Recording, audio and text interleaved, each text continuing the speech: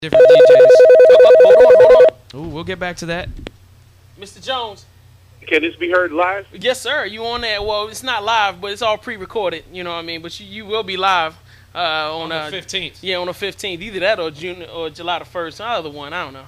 But you live on there right now. You being recorded, baby. What's cracking? Ain't nothing much, man. What's going on with you, baby boy? Man, just working hard, man. Just trying to make the family proud. You know how it is. Yeah. You know I know. Man, what's going on with you, man? Like you like one of the up and coming hot guys in the industry right now. Hey, man, well, I'm just trying to get it like everybody else, man. God has definitely blessed me, man, with the opportunity to work with a lot of major heavy hitters in the game, and I'm just trying to, come up on the come up and get my own slice of the pie, man. That's pretty much it. I'm still me. I feel you, man. But before we even get into all of the celebrity stuff, I want to get straight to you and some of the hot music you've done in the past. You know what I mean? Like, you only had to talk about the shit we did together, but, I mean, tell me about the album. How did everything go? Like, with the first independent joint, tell everybody the name of the album, where they can get it, all of that. All right. Well, the name of my first project is called Grooves and Ballads, and you can pick it up either at cdbaby.com or you can pick it up at pretty much any other major stores, like online, like Walmart.com. Or Target.com. Oh, yeah, just Google that shit. You'll find it. Yeah, definitely love Wally World. I spend so much time in there. It's like a second home. They should sponsor us. W, boy. You know what I'm saying? I can't help it. But go ahead, man. Finish. Well, okay, it's 18 tracks, original joints, and, it's simply that. It's grooves and ballads. I don't scream at you. It's definitely, grown folks music, you know what I'm saying, where you can kick back. But actually, man, my audience is from high school age on up to grandparents. So I cover pretty much a wide array of different genres.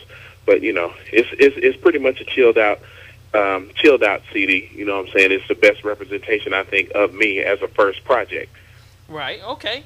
I feel you. So I mean, what was you going for? I mean, you was obviously going for more love music, and I'd definitely be spinning a lot of your records, as the show goes on. But like, what was your inspiration behind the first album? I mean, like, cause you displayed so many different parts of not just blues but R&B and the whole jazz scene. I mean, were those your main inspirations, or were you trying to like set out to like, do something totally different? What I mainly wanted to do, I never really sat down and said, okay, I'm going to prove this point right here. I'm going to change the game with this track right here. I pretty much just sat back and I was like, well, I thought about all of the different influences that I listened to growing up as a kid, and even now, all of the groups from, of course, Earth, Wind and Fire, Stevie Wonder, Phil Collins, you know what I'm saying? And I just try to, I look at it as a project of me just paying and homage all of those people that I grew up listening to. And matter of fact, the first track on is an intro track, and it's called "Who Am I?" And it pretty much tells me who I'm representing. I'm the descendant of all of these different artists and performers that came before me, and so it's like I'm giving back to those that gave to me. Okay, that's what's up. That's what's up. So, like, I know you did, like, a gank load of shows. I mean, did you have the, like, the honor to be able to, like, open for any, like, really super major acts, or did you mostly try to keep your shows to, like, underground people? Hello? You still there? I done lost Mr. Jonz. Hold on. Well, we're going to get back to that, though. We're going to hit a couple of jams off. Hey, bbcradio.com. Ain't nobody say we was super off the hook with the professionalism, man. We keep it ghetto around here. You know what I mean? Just Should keep we it edit tight. that out of there? I don't know. No, hell no. No. Let Hey, we're going to play another hot jam for you, and then, like, we'll be right back. So keep it locked, baby. bbcradio.com. We got Mr. Jonz back in the house, man. Just some technical difficulties. Keeping it ghetto as always. So Mr. Jonz, go ahead, man. Finish what you were saying. I think you were making a couple of the points pertaining to the album.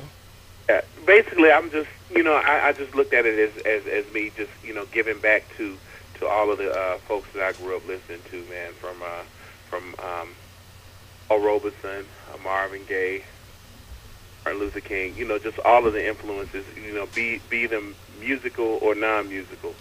just giving props to my forefathers. Right. Okay. So when's the new album coming out, player? Because, I'm salivating over that. Let me tell you something. Before you even say something, a lot of young ladies have received the good pleasure off of your records. I just want you to know that. I have spun it on so many different romantic nights, and you have gotten so many homages and a lot of screams and hollers scratching on the wall off of that. I just want you to know that. Oh, wow. Well, I appreciate it. I guess it's doing its job. Oh, it's doing its job. You best believe it. You know what I'm saying? So when's the new album coming out? I've been in producer mode so heavy lately. I still create and I still write, for me. I just, you know how it is sometimes. One of the setbacks of being an indie artist is, no matter how hard you try to stay on the grind, life gets in the way. Right. You know what I'm saying? But in the meantime, I still create. I still keep my juices flowing. And I'm in a position now where I can really just sit down and just focus on what's the next step for Mr. Jonz as an artist as well as a producer.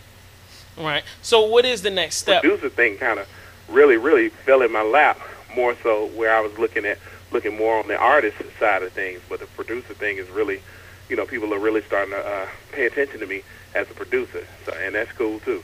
Well, but the thing is, when I first met you, like in 2000, you had already told me how you had connects with, Lil Jon, even before all of that, all of the fame came along, and you were down with BME. So, to me, I looked at it as a natural progression. At some point when they started getting fame and you were able to, shake hands and rub elbows with some of the bigger names, it was going to happen. So, how did that come about? Was you just standing out in the corner, somebody saying, "Hey, Jonz, I remember you," blah, blah, blah, blah? What happened? Well, Lil Jon or just with the cats that I know? Well, I'm saying in general, whether it be Lil Jon or whoever, how did you get back into producer mode, as you like to say? Well, like I said, whenever I'm not able to write, I always create music. And, I guess it's just one of those things of just being in the right place at the right time. And really, for me, I've also been blessed to just have, pretty good relationships and pretty good friendships with some of these cats. And, that kind of goes a long way as opposed to, me just being a new producer in the game, just trying to get on and just trying to, kiss butt, because that ain't me. And so, people, before they blew up, they knew the type of cat that I was and that I still am. And pretty much the people that I surround myself with, they haven't changed either. So, it's just kind of, give and take thing. And now people are really starting to notice my production skills. People that I wouldn't have even considered, or if somebody had came and asked me, you're going to work with this cat, you're going to work with this cat, I would have looked at them like they're crazy because of the style of music that I produce as an artist and as a writer. It just differs from the stuff that I've done on wax from the artists that I work with. Right. So give us the brief track record, because a lot of our listeners are not really gonna know you per se, like on an intimate level. Of course, I got a small fan base of artists that I dealt with, and they're gonna love it and they're gonna know you. But as far as for the young generation of kids that love to listen to the show, give them a track record. Let people know who Mr. Jonz been dealing with. Well, I worked with this cat called JS1. All right. Well, yeah.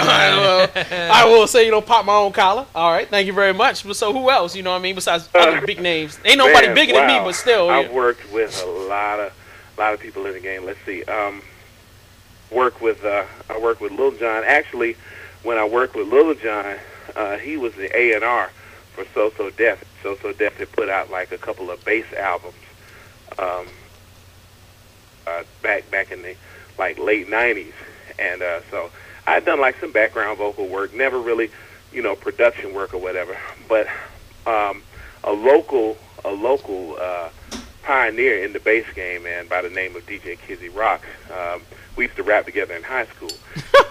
Wait, hold on. Jonz, you used to rap?